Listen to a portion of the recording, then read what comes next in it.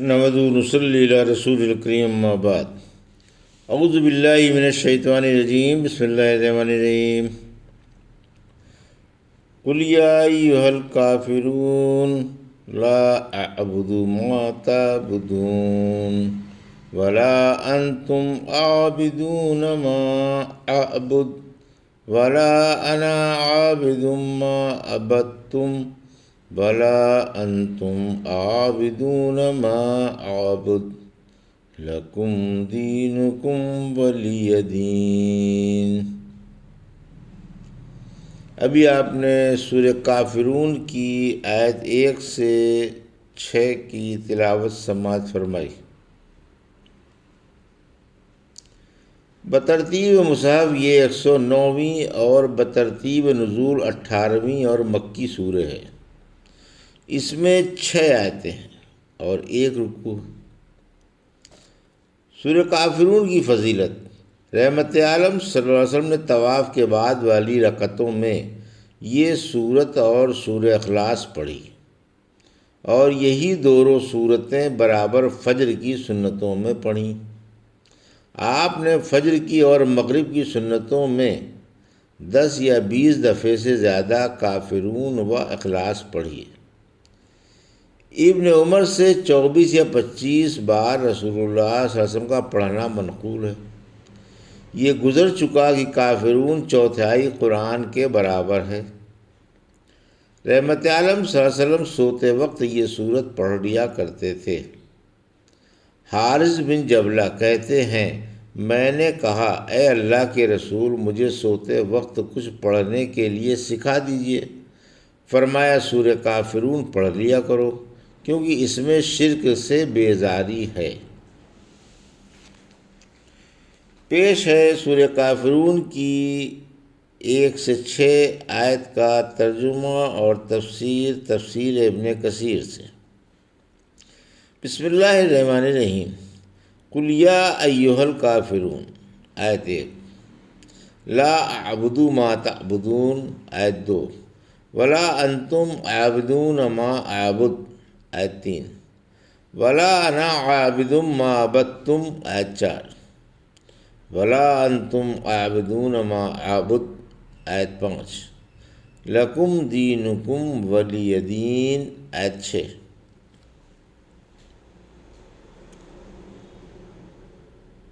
میں اللہ کے نام سے شروع کرتا ہوں جو بڑا ہی مہربان و شفیق ہے۔ آپ فرما دیں، اے کافرو، میں تمہارے معبودوں کی عبادت نہیں کروں گا، اور نہ تم میرے معبود کی عبادت کرو گے، اور نہ میں تمہارے معبودوں کی عبادت کرنے والا ہوں، اور نہ تم میرے معبود کی عبادت کرو گے۔ تمہارے لیے تمہارا دین اور میرے لیے میرا دین ہے۔ یہ تھا ترجمہ سورہ کافرون کی آیت 1 سے 6 کا تفسیر۔ آیت 1، شرک سے نفرت۔ اس صورت میں شرک سے بیزاری کا اظہار ہے اور حکم ہے کہ اللہ کی سچے دل سے عبادت کرو اور اخلاص مد نظر رکھو۔ خطاب خصوصاً قریشیوں سے ہے اور عموماً تمام مشرکوں سے ہے۔ کہتے ہیں کہ قریشی مشرکوں نے فرط جہالت سے 1 سال کے لیے رحمت عالم صلی اللہ علیہ وسلم کو بت پرستی کی دعوت دی تھی اور کہا تھا کہ باری میں ہم بھی 1 سال تک آپ کے معبود کی عبادت کر لیں گے۔ اس پر یہ صورت اتری اور حکم آیا کہ آپ شرک و کفر سے کلی طور پر بیزار ہو جائیں اور صاف صاف کہہ دیں کہ میں کسی صورت میں بھی تمہارے بتوں کی عبادت نہیں کر سکتا، میں تو شرک سے قطعی بیزار ہوں۔ یعنی ضد میں آ کر تم بھی حق سے پھر جاؤ گے اور اللہ کے آگے نہ جھکو گے۔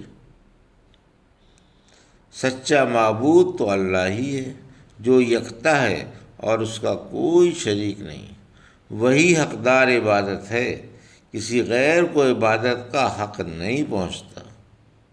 آیت 4، یعنی جو راہ تم نے اختیار کر رکھی ہے میں اس راہ پر کسی صورت سے بھی چلنے والا نہیں، میں تو اپنے سچے معبود کی اس طرح عبادت کرتا ہوں جس طرح اس کی مرضی ہے۔ آیت 5، شرک خود ساختہ ہے، تم احکام شریعت ماننے والے نہیں، تم نے تو اپنی طرف سے عبادت کے طریقے گڑھ لیے ہیں جن سے اللہ بیزار ہے۔ سورہ نجم کی آیت 23 میں فرمایا مشرک صرف اٹکل اور خواہشوں کے پیچھے پڑے ہوئے ہیں، حالانکہ ان کے رب کے پاس سے ان کے پاس ہدایت آ چکی ہے۔ عبادت و رسالت میں کسی کو شریک نہ کیا جائے۔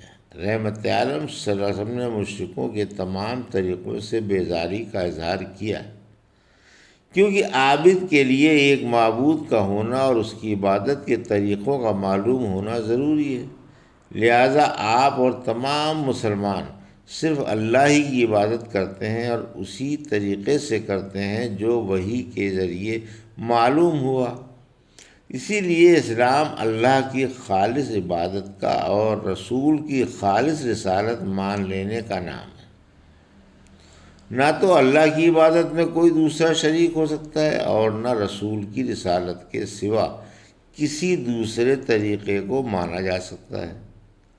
یعنی اللہ کے سوا کوئی معبود نہیں اور محمد رسول اللہ صلی اللہ علیہ وسلم کے طریقے کے سوا کوئی طریقہ صحیح نہیں۔ مشرک غیروں کی عبادت کرتے ہیں جس کی اللہ نے اجازت نہیں دی، اسی وجہ سے ان سے رحمت عالم صلی اللہ علیہ وسلم نے فرمایا کہ تمہارے لیے تمہارا دین ہے اور میرے لیے میرا دین۔